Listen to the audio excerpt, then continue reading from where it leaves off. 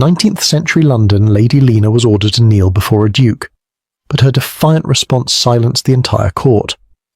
What happens when a woman chooses her dignity over her destiny? The big room at Pembroke Manor shone with the light of many candles. Lady Lena Blackwood stood tall in her blue dress, her heart beating fast. Tonight was her big night. She was to marry the Duke of Harrington, a man with a big name but a cold heart. "You will be a good duchess," he said to her, his eyes already looking at other people in the room. Lena gave a small smile. "I have learned all I need to know, Your Grace."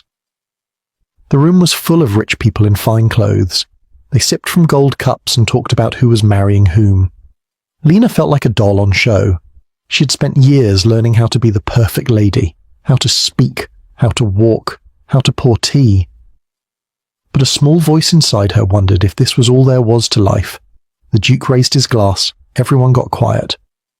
"I give you the future Duchess of Harrington," he said in a loud voice that filled the big room. "A woman from a good family with the right schooling." Lena took a step forward, just as she had practiced. But then she saw someone give the Duke a letter with a red seal. His face turned dark as he read it. "It seems," he said in a cold voice, "that my future wife's family is not as rich as they said. The Blackwood ships have all sunk." A gasp went through the crowd. The Duke's eyes grew hard and mean. "Kneel before me," ordered the Duke, his voice loud with shame. "Say sorry for this lie." Lena stood still. Her mind went back to all the times she had done what others wanted, all the books she had put away because ladies didn't read such things, all the words she had swallowed because they weren't proper. "I will not," she said, her voice clear and strong. Her words made everyone in the room go still. The Duke's face twisted with anger. "I have nothing to say sorry for," Lena went on. "Our ship sank because of a storm, not because we lied. I will not kneel to make you feel big when my family has done nothing wrong." She took off the heavy ring from her finger and put it on a silver plate. "I free you from our promise to marry, Your Grace, and I free myself from having to become someone I think I would grow to hate." With steady steps, Lena walked through the crowd that moved aside for her. She held her head high, though her heart was racing. She got into her carriage but did not tell the driver to take her home. "Take me to Lady Sophia Winter's house in the country," she said. Lady Sophia was her mother's cousin, a woman who wrote letters full of books and ideas in places far away. As the carriage rolled away from the glittering lights of Pembroke Manor, Lena felt something new growing inside her. Not shame, but the first small seed of freedom. Lena sat in Lady Sophia's book room where the sun made pretty colours on the floor through the stained glass. The room smelled of old books and the spicy tea Lady Sophia liked to drink. Lena was reading a book in an old language, her pen moving across paper as she wrote down what the words meant. "You have learned so much," said Lady Sophia, looking at Lena's work, "but you have not left this room in 2 weeks." "I like it better inside," Lena said, turning a page. Outside was where people would talk about her, where they would say mean things about her family. Lady Sophia shook her head. "Tonight, a man named Professor Alvarez will talk about old buildings at the Royal Society. You will come with me." That night, Lena put on a simple green dress. She did not want people to look at her, but Lady Sophia said it was time to step out again.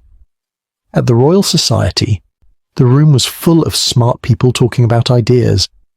Lady Sophia led Lena to sit next to a man with warm brown skin and kind eyes. "This is Don Mateo Salvatierra from Spain," Lady Sophia said. "He knows many languages like you do." "Lady Lena, I hear you can read the poems of Sappho," he asked in a voice that had a nice sound to it. "It is just something I do for fun," Lena said, looking down. "Not many people can read such old words," he said with a smile. "Would you tell me how you make sense of her poem about memory and wanting?" Lena found it easy to talk to Don Mateo. They spoke of books and ideas, not of who was marrying whom or how much money someone had. Over the next few weeks they met at museums, talks and gardens. For the first time, people listened to what Lena thought, not just looked at how she looked. "You talk about Athens like you have been there," Don Mateo said one day as they walked among the flowers at Kew Gardens. "I have only been there in books," Lena told him. "The mind can go places even when the body stays home," he said, "but both should be free." Each time they met, Lena felt less like the girl who had almost been a duchess, and more like herself. Don Mateo asked her what she thought about big ideas. He listened when she spoke. He did not tell her that ladies should not know such things. One day, as they sat on a bench watching birds, Don Mateo asked, "What would you do if you could do anything?" Lena had never been asked such a question before. Ladies did not get to choose. They got married and had babies and kept nice homes. "I would learn more languages," she said slowly. "I would see the places I have read about. I would write down my own ideas, not just the ideas of men who lived long ago." Don Mateo nodded. "Those are good dreams," he said, "dreams that could come true." For the first time since that night at Pembroke Manor, Lena felt something warm grow in her chest. It was not shame or anger, it was hope. 3 months had passed since the night Lena walked away from the Duke. The shame that had burned hot in her chest had cooled, and in its place grew something new, a quiet pride. She stood in Lady Sophia's music room, dressed in a simple blue gown, as sweet notes filled the air. The Duchess of Kent, a round woman with kind eyes, walked up to Lena with a smile. "My dear, you're missed in some circles," she said. "The Duke is to marry Miss Montgomery now, but I think he would like to see you back at parties, as a friend." Lena smiled back. "Please tell him I am happy for him, but I'm busy with my new life." The room was warm with the breath of many people. Candles cast soft light on faces new and old. Lena felt eyes on her, some kind and some not, but they didn't burn her skin as they once would have. Later, as she stepped into the cool night air of the garden, a voice came from the shadows. "Lady Lena." The Duke stood there, his face half in darkness.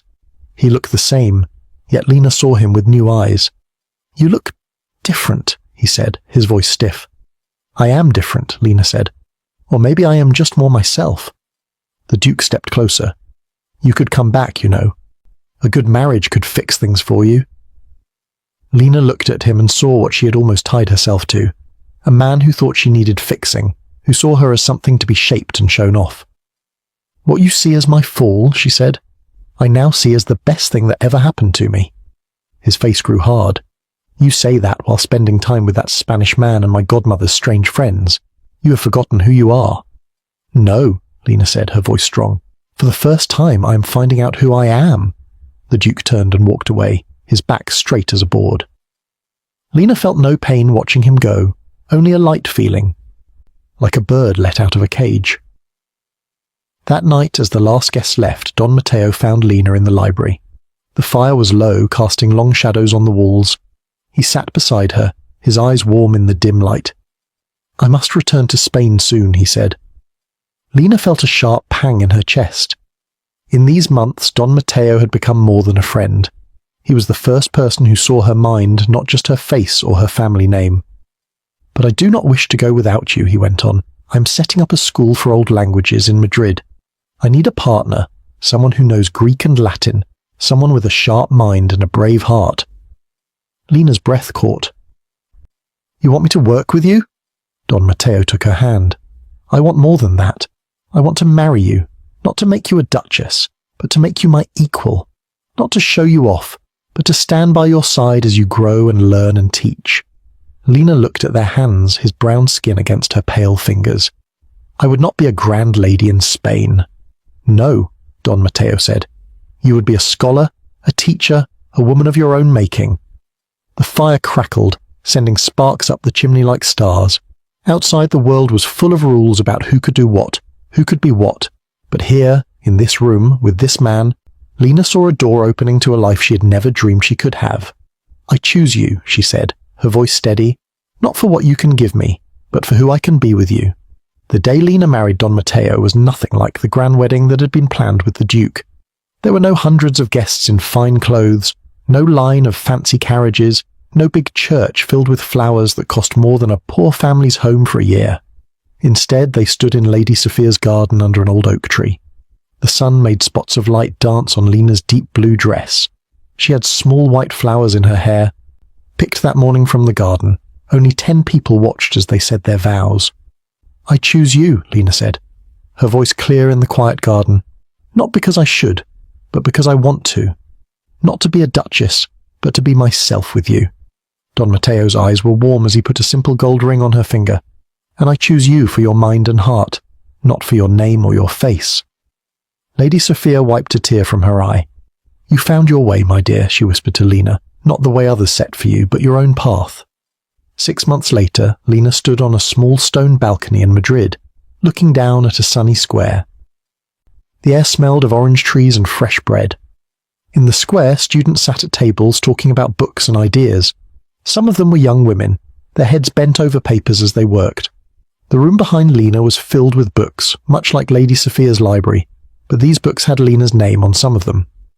Her work turning old Greek poems into English had been printed and sent to schools across Europe. She got letters every week from women who read her words and felt less alone.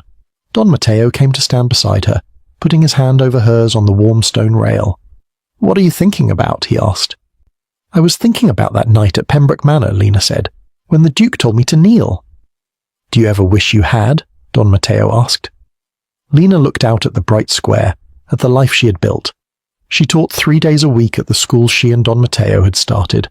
She wrote in the mornings, bent over her desk as the sun rose. She had friends who liked her for her mind, not her pretty face or her family name. "That moment that felt like the worst thing in my life," she said, "was really the best. If I had knelt, I would be a duchess now, trapped in a big house with a man who wanted me to be small. I would never have found out who I could be." Don Mateo smiled. "And who are you, Lena?" She turned to face him, the sun warm on her back. "I am a scholar. I am a teacher. I am a woman who stands tall."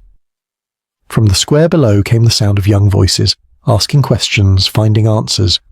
The world Lena had found was so much bigger than the one she had left behind. In London, she had been one thing, a lady who would be a duchess. Here, she was many things, growing and changing every day. "I was so afraid that night," Lena said. "But now I see that sometimes you have to lose what you thought you wanted to find what you really need." Don Mateo kissed her hand. "And what do you need?" "This," Lena said simply. "A life that is mine, a love that lets me grow, a chance to help other women stand tall too." The bells of Madrid rang out the hour and Lena went back inside to her work, her heart as full as the bright Spanish sky.